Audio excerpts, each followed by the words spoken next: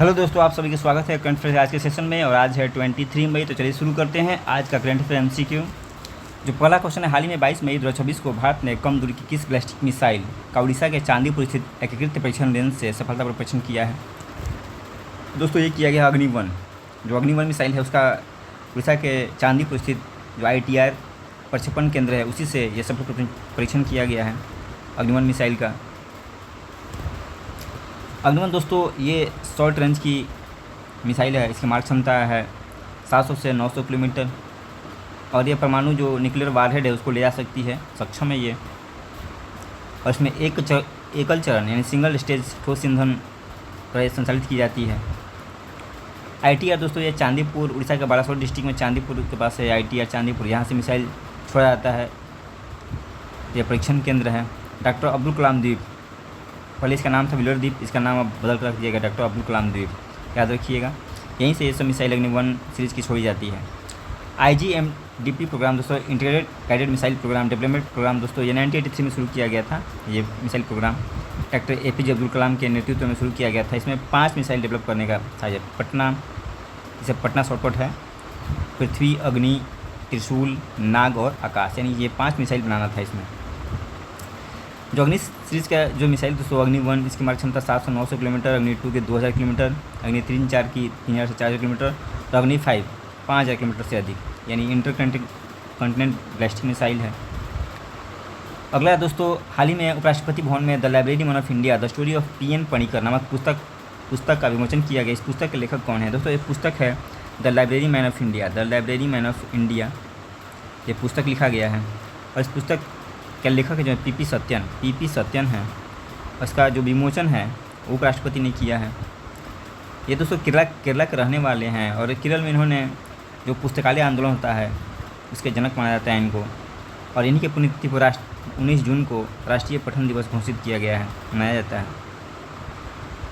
उपराष्ट्रपति दोस्तों आर्टिकल 63 अनुच्छेद 63 में कहा गया है कि उपराष्ट्रपति का एक पद होगा। ये याद रखिएगा, अमेरिका के संविधान के तर्ज पे लिया गया है। आर्टिकल 64 में दोस्तों ये अपर हाउस का पदेन सभापति होता है और इसे निर्णायक मत देने का विधिक अधिकार प्राप्त है। योग्यता दोस्तों इसका जो चुनाव होता है निवासक मंडल द्वारा होता है, उसमें अनुपातिक प्रतिनिधित्व प्रणाली और एकल संक्रमणीय मत द्वारा गुप्त मतदान के माध्यम से किया जाता है। इसमें याद रखिएगा संसद के दोनों सदन के सदस्य चाहे निर्वाचित हो या मनोनीत हो शामिल होते हैं। राज्य विधानसभा के सदस्य पार्टिसिपेट नहीं करते हैं, याद रखिएगा, ये ज़्यादा इंपॉर्टेंट है। फंसाएगा तो यहीं फंसाएगा। नेक्स्ट दोस्तों, अमेरिकी विदेश मंत्री मार्क रूबियो अपनी पहली आधिकारिक भारत यात्रा के दौरान किस ऐतिहासिक शहर में मदर टेरेसा के समाधि स्थल पर श्रद्धांजलि अर्पित करेंगे? दोस्तों इनकी 4 दिवसीय भारत की यात्रा हो रही है। सबसे पहले ये कोलकाता जाएंगे, वहीं पर मदर टेरेसा के जो समाधि स्थल है वहाँ पर श्रद्धांजलि अर्पित करेंगे। इसके बाद विक्टोरिया मेमोरियल का दौरा करेंगे। इसके बाद मुख्य रूप से दोस्तों 26 तारीख को जो क्वाड संगठन है, क्वाड QUAD, ये विदेश मंत्रियों की बैठक होने वाली है नई दिल्ली में, इसी में ये शामिल होने आ रहे हैं। मार्क रूबियो USA के विदेश मंत्री। मदर टेरेसा दोस्तों इनके थोड़ा जान लेते हैं। ये अल्बानियाई मूल की थी और 1929 में भारत आती हैं। इसके बाद 1950 में इन्होंने कोलकाता में मिशनरी ऑफ चैरिटी की स्थापना की। 1979 में इन्हें नोबेल प्राइज़ मिलता है। नोबेल प्राइज़ 1979 में, 1980 में इन्हें भारत का सर्वोच्च नागरिक सम्मान भारत रत्न से नवाजा गया।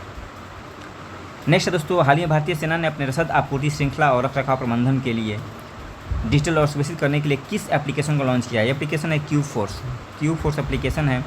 इंडियन आर्मी की तरफ लॉन्च किया गया है कि जो उसकी रसद है और लॉजिस्टिक है उसके रखरखाव करने के लिए ये एप्लीकेशन लॉन्च किया गया है। इसके पहले भी दोस्तों इंडियन आर्मी के द्वारा कुछ पहल शुरू की गई थी, समा पहल। इसमें मुख्य रूप से सेना के जो भारी इंजीनियरिंग उपकरण हैं और हथियार उसको ट्रैक करने के लिए, प्रगति, जो रक्षा बुनियादी ढांचे और भंडारण डिपो हैं उसके निगरानी करने के लिए, अगासा सेना के भीतर प्रशासनिक और आपूर्ति कार्यों को संचालित करने के लिए ये सब शुरू की गई है पहल। अगला क्वेश्चन है दोस्तों, ईस्ट बंगाल FC ने रोमांचक फाइनल मुकाबले में किस टीम को 2-1 से हरा करके ISL ऐतिहासिक जीत दर्ज की है? ISL दोस्तों जैसे IPL होता है, याद रखिएगा IPL होता है इंडियन प्रीमियर लीग, ये क्रिकेट के लिए होता है। उसी तरह से ISL इंडियन सुपर लीग ये फुटबॉल के लिए होता है। इसी ISL को जीत लिया है ईस्ट बंगाल FC ने और किसको हराया है? इंटर काशी को 2-1 से हराकर जीत लिया है। कभी कभी दोस्तों एग्ज़ाम में पूछ लिया जाते हैं कौन सा ट्रॉफ़ी किस खेल से रिलेटेड है। जैसे मान लीजिए क्रिकेट है तो जो रणजी ट्रॉफ़ी है, Dilip trophy, Vijay Hazare trophy, Syed Mushtaq Ali trophy, Deodhar trophy, सब क्रिकेट से रिलेटेड है। फुटबॉल से देखते हैं दोस्तों, फुटबॉल से Santosh Durand cup, Santosh trophy, Subroto cup, सब फुटबॉल से है। हॉकी से तो अनगिनत है, Sultan Azlan Shah cup, Aga Khan रेनफेंकर trophy, Indira Gandhi gold cup, Dhyanchand trophy, Begum Rasool trophy, Murugappa gold cup, Nehru trophy. जो इंपॉर्टेंट दोस्तों उसको पढ़ देता हूँ, Scindia gold cup, Thomas cup, badminton से रिलेटेड थॉमस कप बहुत इंपॉर्टेंट है, थॉमस कप, उबेर कप और सुधीरमन कप, ये 3 एग्जाम के लिए बहुत ज़्यादा इंपॉर्टेंट है। इसके बाद इंटरनेशनल लेवल पर टेनिस से related Australian open, French open, Wimbledon, US open. दोस्तों कभी पूछ लेता है कि किस कोर्ट पे खेला जाता है, तो ऑस्ट्रेलियन हार्ड कोर्ट पे, यही हार्ड रहता है। फ्रेंच ओपन क्ले कोर्ट लाल बजरी पे खेला जाता है, लाल मिट्टी यहाँ पर बिछाई जाती है। विंबलडन ग्रास कोर्ट यानी हरी घास पे खेली जाती है, थोड़ा हरी घास टाइप का होता है। और यूएस ओपन हार्ड कोर्ट पे खेला जाता है। ये टर्म से रिलेटेड है, क्रिकेट से रिलेटेड, फुटबॉल से रिलेटेड, टेनिस से। नेक्स्ट है दोस्तों, हाल ही में समाचारों में रही डॉक्टर सौम्या स्वामीनाथन को निम्नलिखित में से किस प्रतिष्ठित वैज्ञानिक अकादमी का फेलो चुना गया है। ये चुना गया है royal society London. Royal society London का जो फेलो है इन्हें चुना गया डॉक्टर सौम्या स्वामीनाथन। ये हरित क्रांति के जनक जो हैं डॉक्टर एम एस स्वामीनाथन, उसकी पुत्री हैं और इन्होंने टीबी और HIV पर बहुत ज़्यादा काम किया है। रॉयल सोसाइटी दोस्तों 1960 में 1660 में किंग चार्ल्स द्वितीय शासनकाल में इसकी स्थापना की गई थी। और ये ऐतिहासिक फेलो में इसके Isaac Newton, Charles Darwin, Albert Einstein, Stephen Hawking, ये सब वैज्ञानिक इसके फेलो सदस्य रह चुके हैं। भारतीयों में कुछ श्रीनिवास रामानुजन, CB रमन, जगदीश चंद्र बसु, ये सब इसके फेलो रह चुके हैं। यानी समझ सकते हैं इसका इंपॉर्टेंस क्या रहा होगा। WHO दोस्तों ये 7 अप्रैल 1948 को गठित की गई थी। इसका जो मुख्यालय जिनेवा स्विट्जरलैंड में है। अगला क्वेश्चन है दोस्तों, हाल ही में केंद्र सरकार द्वारा वरिष्ठ नागरिकों यानी सीनियर सिटीजन्स के देखभाल और ट्रैकिंग करने के लिए कौन सा पोर्टल या डैशबोर्ड लॉन्च किया गया है। इस डैशबोर्ड का नाम है दोस्तों शतायु डैशबोर्ड।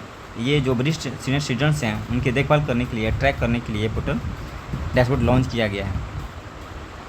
ये सब कुछ दोस्तों इनिशिएटिव है, प्रधानमंत्री वय वंदना योजना, राष्ट्रीय वैश्विक योजना, ये सब गवर्नमेंट प्रोजेक्ट है। अगला दोस्तों, हर वर्ष 22 मई को दुनिया भर में मनाए जाने वाले अंतर्राष्ट्रीय जैव विविधता दिवस की घोषणा संयुक्त राष्ट्र की किस संस्था या सम्मेलन द्वारा की गई थी। ये किया गया था संयुक्त राष्ट्र महासभा। कल 22 मई को दोस्तों अंतर्राष्ट्रीय जैव विविधता दिवस था, ये इंपॉर्टेंट है। अंतर्राष्ट्रीय जैव विविधता दिवस कल 22 मई को था और इसका जो थीम है एक्ट लोकली इम्पैक्ट ग्लोबली, ये इसका थीम है। तो दोस्तों संयुक्त राष्ट्र महासभा के द्वारा ये अंतर्राष्ट्रीय जैव विविधता मनाया जा रहा है। इसके बाद थोड़ा देख लेते हैं दोस्तों, 1993 में जो यूनाइटेड नेशन जनरल असेंबली है उसके द्वारा 29 दिसंबर को शुरुआत की गई थी मनाने के लिए। बाद में इसे 2000 से चेंज कर दिया गया और 22 मई से मनाया जाने लगा, याद रखिएगा।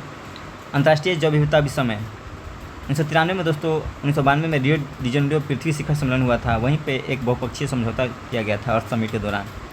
और इस पर इसका तीन प्रमुख उद्देश्य था, जैव विविधता का संरक्षण करना, सस्टेनेबल यूज करने को बढ़ावा देना और अनुवांशिक संसाधन जेनेटिक रिसोर्सेज है उसके लिए न्याय संगत साझाकरण यानी शेयरिंग करने के लिए। इन सब चीज़ों पे कुछ प्रोटोकॉल और समझौते किए गए हैं। जैसे कार्टेजना प्रोटोकॉल है, ये 2000 में इसको स्वीकार किया गया और 2003 से इसे लागू किया गया। इसमें मुख्य रूप से है कि दोस्तों जो जैव प्रौद्योगिकियाँ हैं उसके द्वारा जो संशोधित जीव होते हैं उसके हस्तांतरण को और उसको सेफ्टी से उसका हस्तांतरण करना है। नगाया प्रोटोकॉल दोस्तों ये 2014 से लागू किया गया है। 2010 में ये प्रोटोकॉल इसको लागू समझौता किया गया था। और इसमें मुख्य रूप से जो अनुवांशिक संसाधन होते हैं उनके उचित बंटवारे करने के लिए संबंधित है।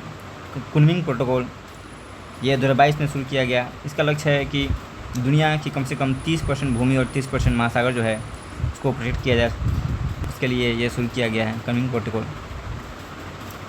भारत में दोस्तों जो इम्पोर्टेंट है, जो भारत में विधिक ढांचा लीगल फ्रेमवर्क ऑफ इंडिया है, जैव विविधता अधिनियम 2002 पारित किया गया था।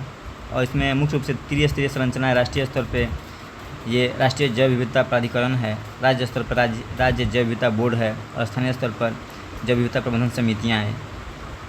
भारत में जो दोस्तों 4 हॉट स्पॉट है, 4 जैव विविधता के हॉट स्पॉट क्षेत्र मानते हैं। एक हिमालय है, एक पश्चिमी घाट, एक इंडियन बर्मा का जो क्षेत्र है, एक सूडालैंड निकोबार द्वीप समूह से रिलेटेड, इंडोनेशिया, मलेशिया। दोस्तों इन सिटू और एक्स सिटू बारे में थोड़ा जान लेते हैं। ये जीवों को कंजर्व करने के लिए है, स्वस्थ स्थान है, यानी जीवों को प्राकृतिक आवास में वहाँ पे उसको प्रोटेक्ट किया जाता है। जैसे राष्ट्रीय उद्यान, नेशनल पार्क हो गया, वन्य जीव अभयारण्य हो गया, बायोस्फीयर रिजर्व हो गया, ये सब स्वस्थ थाने में यानी इन सिटू में आते हैं। बाय स्थानीय एक्स सिटू कंजर्वेशन का तरीका है, ये संकट प्रजातियों को उनके प्राकृतिक आवास से दूर कृत्रिम से रखा जाता है। जैसे प्राणी उद्यान, ये जो हम लोग जू है या पार्क होता है, वनस्पतिक उद्यान, बोटनिकल गार्डन्स या जीन बैंक, बीज बैंक, ये सब दोस्तों एक्स सिटू कंजर्वेशन में आते हैं। ये एग्जाम में बहुत इंपॉर्टेंट पूछा जाता है। एग्जाम में ये और ये ज़्यादा इंपॉर्टेंट है। तो दोस्तों आज के करंट इतना ही था। Thank you.